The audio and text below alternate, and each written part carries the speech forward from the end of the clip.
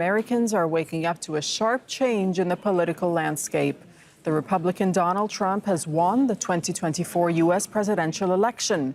Trump clinched the 270 electoral college votes needed by winning swing states Wisconsin, Pennsylvania, North Carolina, and Georgia.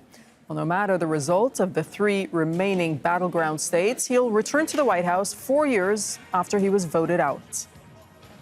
The outcome of the U.S. election has an impact around the globe, from conflict in the Middle East to trade deals with Asia.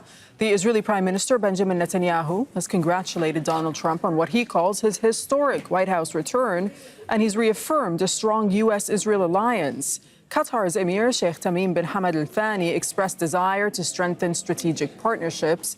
He said this: "Congratulations to President-elect Donald Trump on winning the U.S. presidential election. I wish you all the best during your term and look forward to working together again to strengthen our strategic partnership and relationship in promoting security and stability, both in the region as well as globally." Mustafa Barghouti, who's the Secretary General of the Palestinian National Initiative, that's a political party, joining us from Ramallah and the occupied West Bank. Mr. Barghouti, welcome to Al Jazeera. Can I get your initial reaction to Donald Trump winning the U.S. presidency for a second time around? Well, first of all, I must say that what we expected happened, which is that Kamala Harris could lose elections, partially because of the lack of intervention from the side of Biden administration to stop the Israeli genocide in Gaza. We did anticipate that because of that policy that allowed Netanyahu to commit genocide and actually became complicit within the genocide that was happening, they could have lost many of the votes that are supportive of Palestine and supportive of ending the war. And maybe this was one of the reasons why they lost the elections. Now we have Trump in office. This brings lots of challenges. Tactically, Netanyahu might face a stronger president, and maybe this would make him less capable of maneuvering. But strategically, there are two very big risks. The first risk is that there is a lot of pressure from Trump's camp to support Netanyahu's terrible plan to annex West Bank or annex big parts of the West Bank, which would mean the total assassination of any possibility of peace or the so-called two-state solution and so on and so forth. So that is a very high risk, and it is there. The second risk is to allow ethnic cleansing of Gaza, to allow the continuation of this terrible genocide, and to allow the continuation of the war in Lebanon. Right. So these are serious risks that we have to face. And but regardless of who's sitting in the White House, the Palestinian people will not stop their struggle for their freedom. I mean, when you say there are risks, I wonder what you're basing that on, though.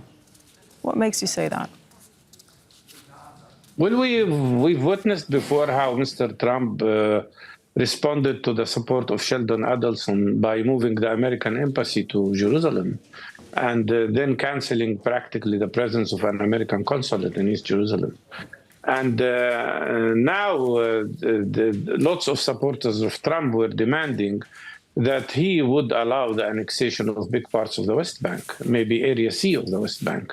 That is the biggest risk here.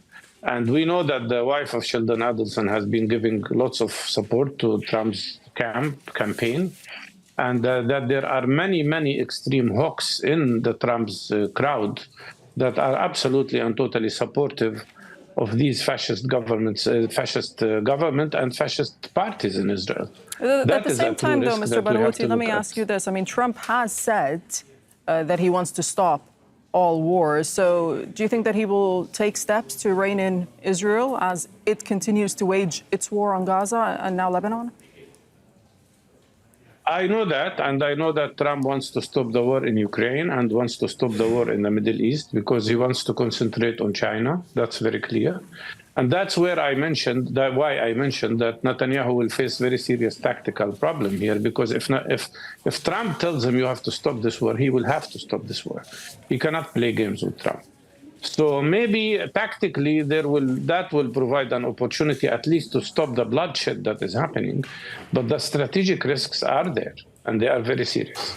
What about the Palestinian Authority? How will they be dealing with this second Trump presidency? I mean, a lot of people say during his first term, he tried to weaken the position of the Palestinian leadership.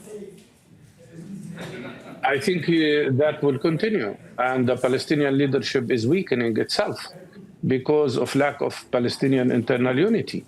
And they have missed so many opportunities to unify the Palestinian camp in a unified Palestinian leadership.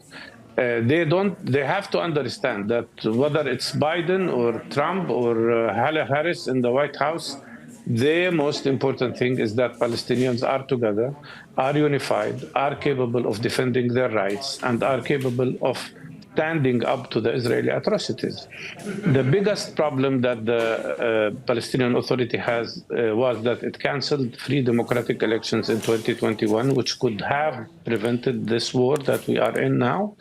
And second, that they are being too hesitant in implementing what we agreed about in Beijing, which is the immediate formation of a national consensus government to prevent Netanyahu's plans of separating Gaza from West Bank and of conducting ethnic cleansing in Gaza.